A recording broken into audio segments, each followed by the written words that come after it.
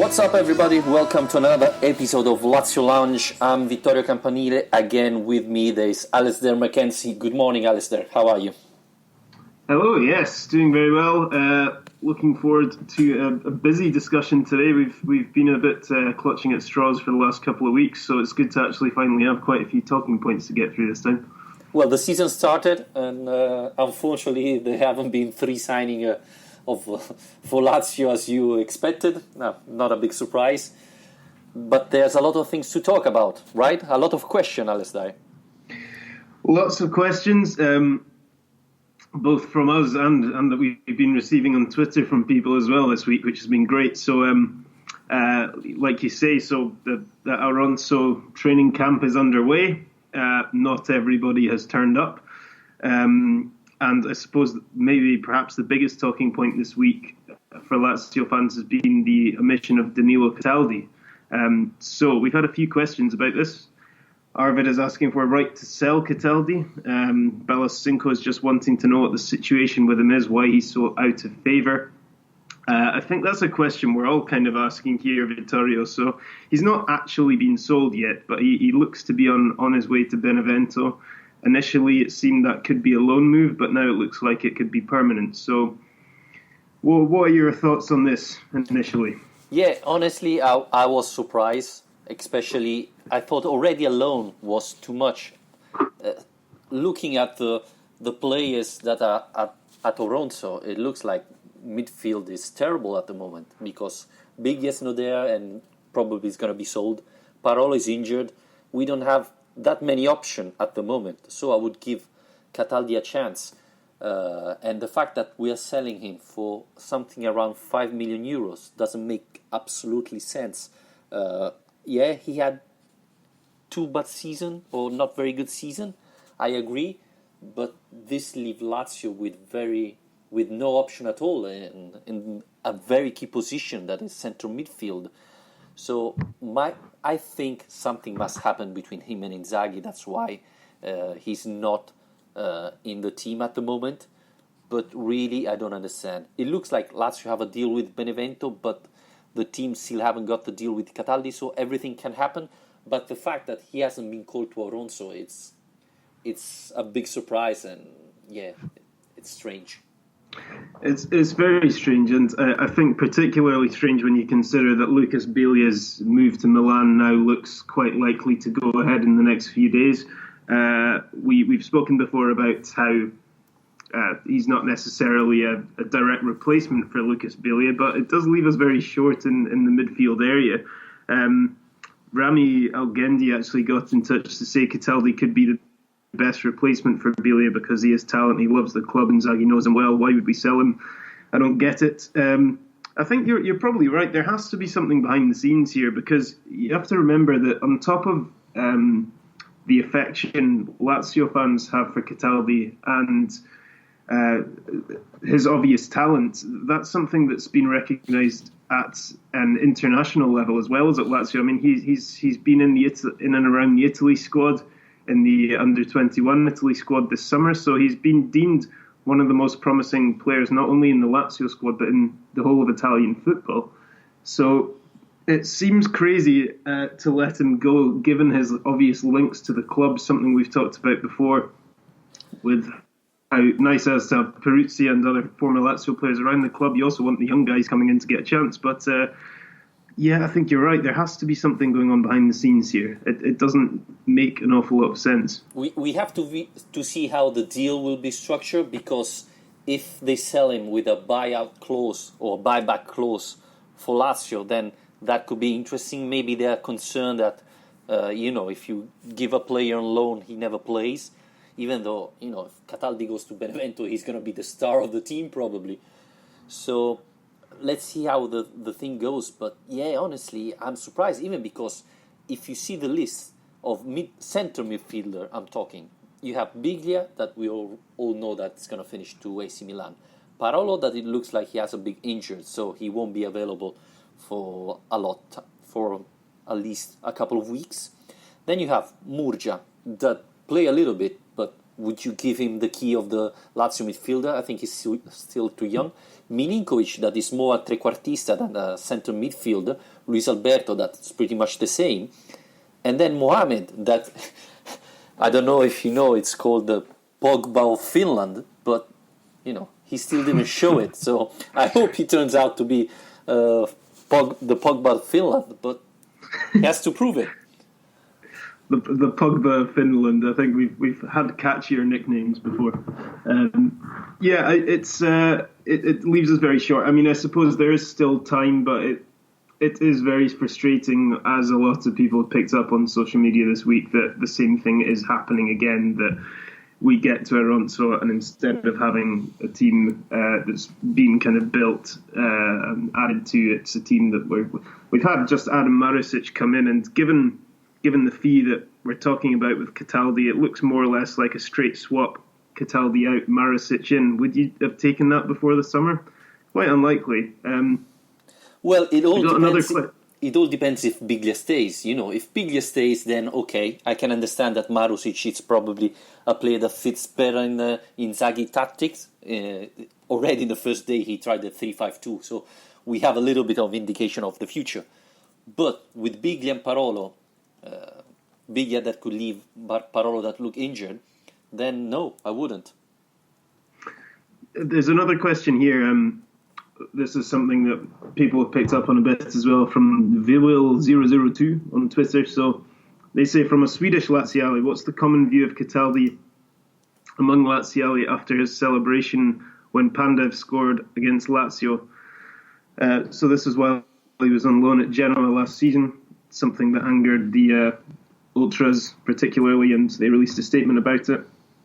The common view among Laziale, I would still say, is probably pretty positive, just because it's a Lazio supporting player coming through the ranks, and he stepped out of line in some people's eyes at that juncture. But I don't think it's necessarily something that in most fans' eyes would mean they'd want to see him actually out of the club. I totally agree. Honestly, he showed it even recently with his wedding, donating everything for that poor Chiara Ultras that has been had big problems. And again, he did a donation for another Lazio fan that had problems. Now I don't remember what. So he's always shown to be very close to Lazio. He celebrated the victory in the derby, even if he was in Genoa, etc. So I think inside he's still very attached to Lazio, and yeah, I don't think that's the reason why he's leaving. The relationship with the fans is still good.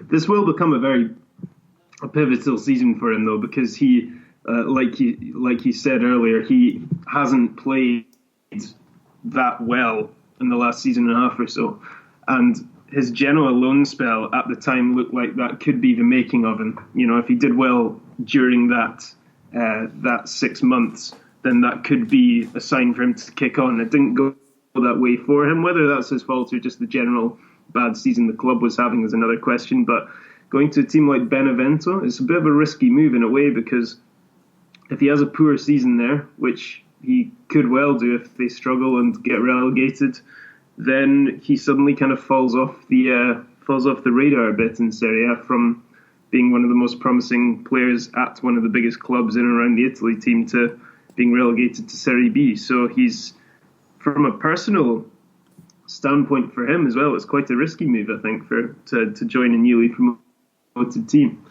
I don't know if you agree. I was surprised that he was still in the Italy under-21 squad for the tournament this summer, and I thought, Murcia could have more chances to be called instead of Cataldi after the terrible performance of Cataldi at Genoa and the good performance when he played of Murcia with Lazio.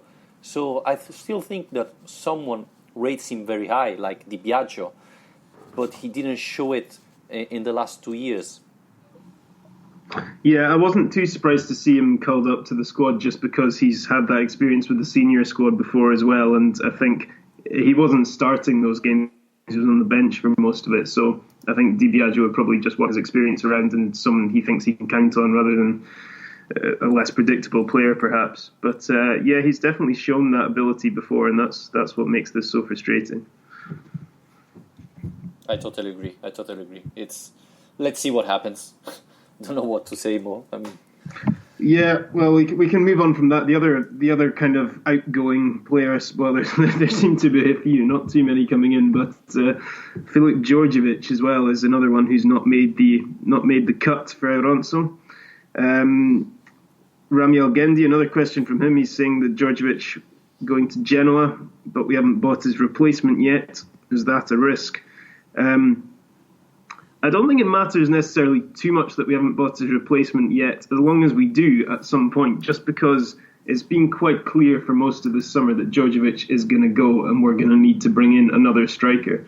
One other kind of talking point that's come up this week has been about Lapadula of Milan, and if that could be put into a deal for Lucas Biglia or not. And Omar Baj has asked us if we see Lapadula as a useful kind of backup to Ciro Immobile. Personally, I don't mind the idea of having Lapadula around us. I quite like him as a player, and he's good from the penalty spot and had a promising first season in Serie A. But I wouldn't necessarily want him to lower the price for Lucas Biglia too much if that was going to be the kind of caveat to that kind of deal. What are your thoughts on him?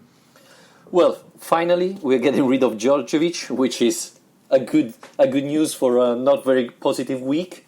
I think Lapadula could be, again, it has to be what type of replacement. He's coming to give a little bit of rest to Immobile, but I think Auronzo will be very interesting to see how the youngster will perform. There is Palombi, there is Rossi, there is Oikonomidis, so if they convince Inzaghi, they could have more time to play this year.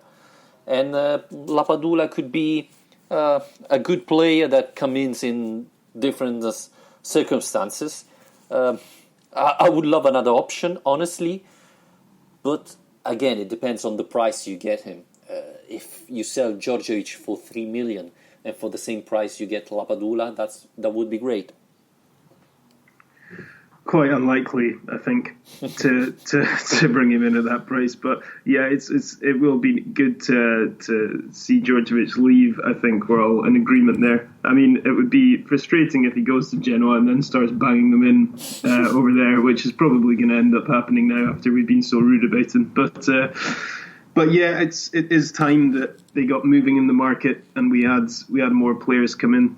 The other kind of transfer talk, while we're kind of still on Cataldi a little bit, is about this move for Di Gennaro to come in effectively as a replacement in central midfield, and I think that's one that's taken a lot of people by surprise as well, because it's, he's a fairly journeyman player, not a guy who even seemed to make an awful lot of appearances for Cagliari last season, and it's not exactly one to get you out of your seat, is it? It's not really a move that people are going to be particularly happy about, having a 29-year-old come in to replace one of your promising youngsters. So it's not looking too promising there either.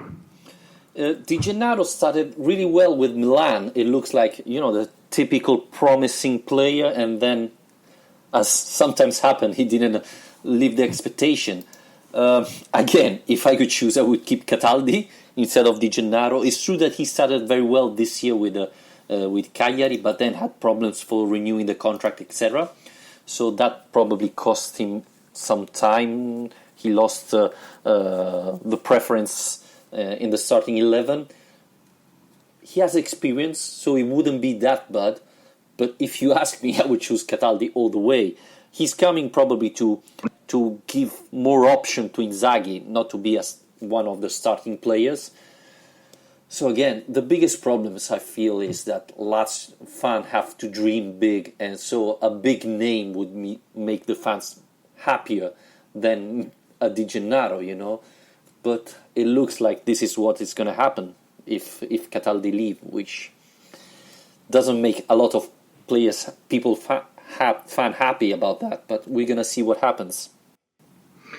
Well, yeah, I mean, one of the big concerns, I suppose, for us now is who's going to replace Lucas Biglia, which a few people have asked us about this week. Walid Mohammed asking who it's going to be. He says it's a big concern. Omar Baj as well saying who's it going to be, and he likes the idea of Classy or Darun. Two guys we kind of spoke about in the very first episodes of this podcast, I believe. So that's the worrying thing really here, isn't it, Vittorio, is that we're not really any closer to understanding who that is going to be. And you would like to get the sense of, with Biglia's departure or his sale to Milan being quite close, that we're ready to pounce on somebody else, but we're still being linked with all sorts of players in Turkey and Holland, all around the place really. So it's impossible to say. I mean, Darun was someone we were linked with a lot at the start of the summer. That's gone pretty quiet now. Same with Classy. So yeah, and a lot of players already have signed with other teams, so they're not going to come to Lazio anymore. So I hope that the name Tare is thinking about still didn't come out. That could be an option. Because, a lot of players, and this thing about Biglia going on so long, it's not helping Lazio. The replacement should be already Auronzo. I know it's not easy, but that should be the main thing, the goal for the club. Today there was the name of Emre Can that came out. That probably is one of the few times I heard him linked to Lazio. Who knows? But yeah, they have to hurry up. I'm not pleased that the price Milan is putting for Biglia is not that high. So, I would be concerned to sell him for 60 million euros, especially thinking about how much Milan spent for the other signing, and then they're saving money on probably the best signing they're going to make. So let's see what happens. But yeah. Sorry to interrupt, but you bring up a good point there about the price, and it makes me wonder what is their strategy here with Lotito, and if he's going to be so belligerent in sticking to a 25 million euro price tag the whole summer. He's not going to move from that. What's changed now? Why are we getting 10 million less now for the player? And basically, we're a month further down the line. We've paid more of his wages. We don't have any idea who's coming in to replace him. It's crazy to me that. To be honest, all these rumors haven't been confirmed. Instead, Di Marzio confirmed again that Lazio didn't lower her request. So there's still a big gap. They think that as Biglia didn't show up for the medicals, this could push Lazio to accept a lower offer. Knowing Lotito, I'm not sure about that. The biggest question is, what happens then? Will Biglia play, or will he only train and stay on the bench all season? That's the biggest question. And that's, of course, not only Biglia related, but it's related to Keita's situation, the Vrij situation, etc. So I don't think that Lotito will give up. I'm more convinced that there's a bigger chances that Biglia stay with Lazio and maybe doesn't play anymore than he moved to Milan for 12 millions. Yeah, and it's so unprofessional, isn't it? The fact that he's not turned up to do his medical, to do anything. At least the other guys, Keita doesn't look very happy at Lazio, wants to leave, but at least he's turned up to Auronzo and he's doing his job. I find that's pretty shoddy behaviour from the player who's supposed to be your captain and setting an example. And talking about Keita, sorry to interrupt you, it looks like Lazio made another offer, and the fact that his agent Calenda is not tweeting anymore could be a positive thing. Now, Milan said in a press conference they are not more interested in Keita because of his manager. Juventus, it looks like, have decided to go to other players. So, at the moment, Keita hasn't got that many options, because thanks to his agent, probably, a lot of clubs retired from searching him. So at the moment, probably he hasn't got any more options. So that could help Lazio. Let's see. Well, it could help Lazio if the Serie A clubs, particularly, are the ones to drop out, and see reports this week about Chelsea and Liverpool, Monaco, those kind of teams, and we've said all along, if Keita's going to leave, I want him to go to England or to France, so that probably get bigger transfer fee, but also he won't be playing against them next season, which would be good. So I don't know if that might be because those clubs are less aware of the kind of antics of dealing with Calenda and dealing with Lotito, but we will soon find out. One other thing that's happened this week, which I'd like to bring up, is the new shirts that have been released. So this is another positive thing, I think. Seems to have gone down very well with the fans. Europa League and home jerseys for the new season. Very nice they are too. Ben has brought up a good point though this week, which is that they cost €87 to buy. So that's probably what's going to fund Lazio's transfer market this season more than anything, is trying to rip off their fans. Is that acceptable though? I think it's just absolutely shocking how much it costs to buy a new jersey when you consider what it costs to produce them. Yes, but all the Italian team has this price. It's very different from English market, where the club shirts cost much less than the Italian one. Unfortunately, I simply think Macron simply increased the price and put it at the same level of all the others. They had a big success in the last years. I think thanks to Macron new ideas and project that did a lot of nice shirts. So I don't think that money will be able to allow Lazio to buy a big players. But as the merchandising finally is working, then I think that could bring some money.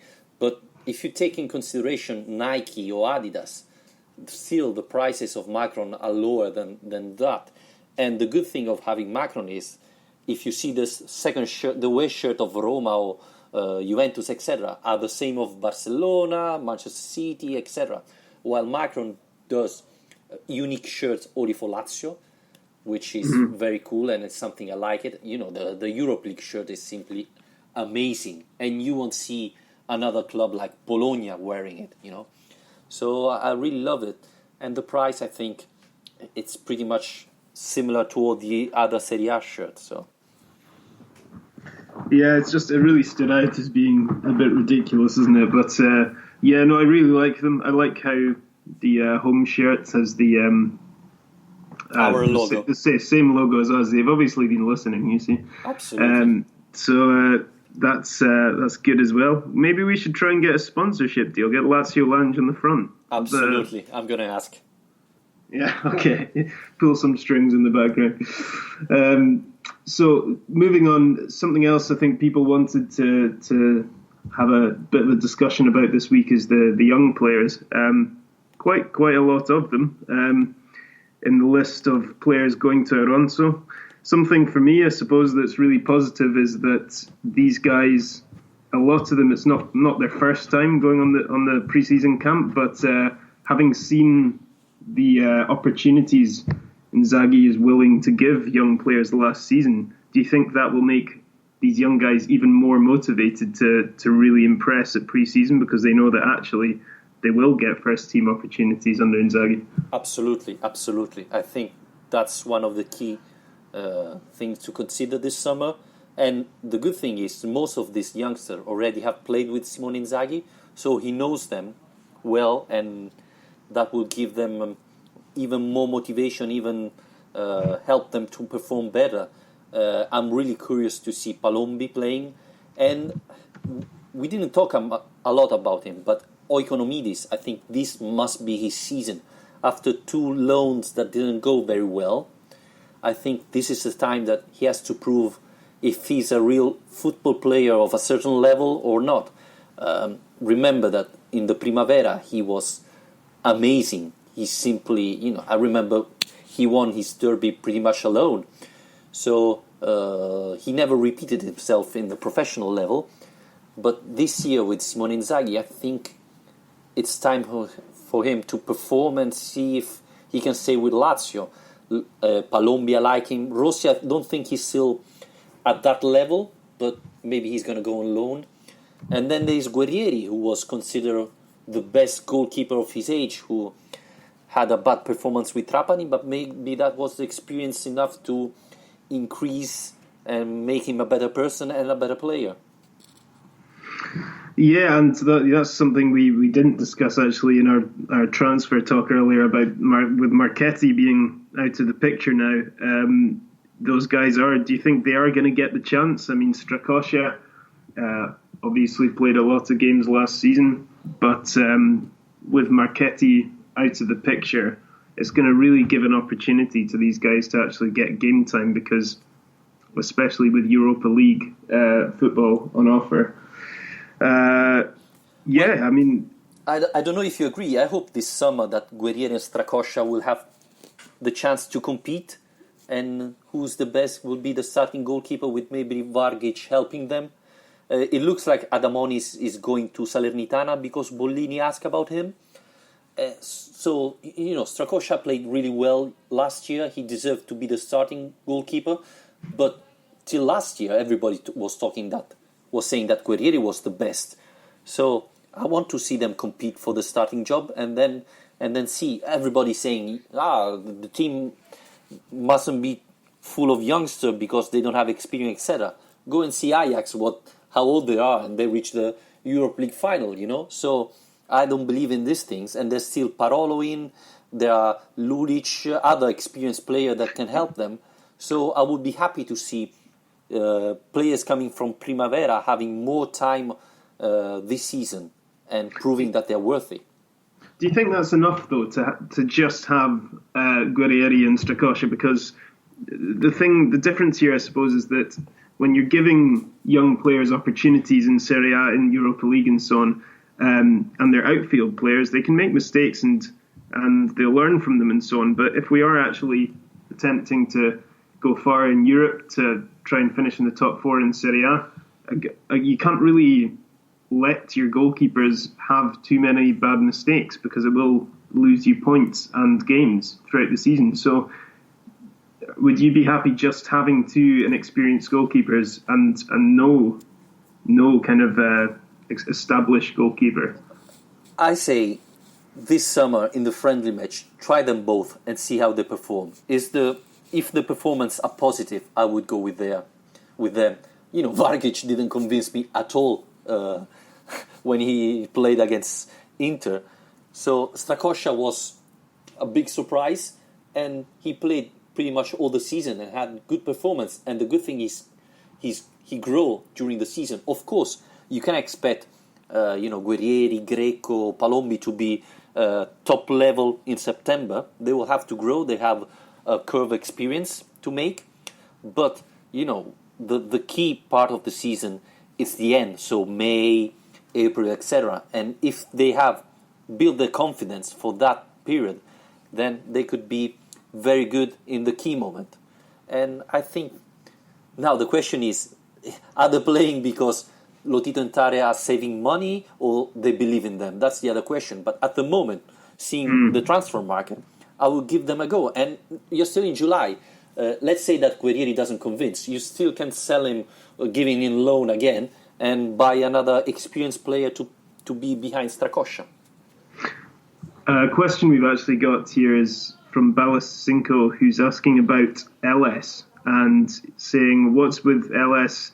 He's never played for us. He's always on loan. Last season, he won the Croatian League with HNK, started in over 30 games.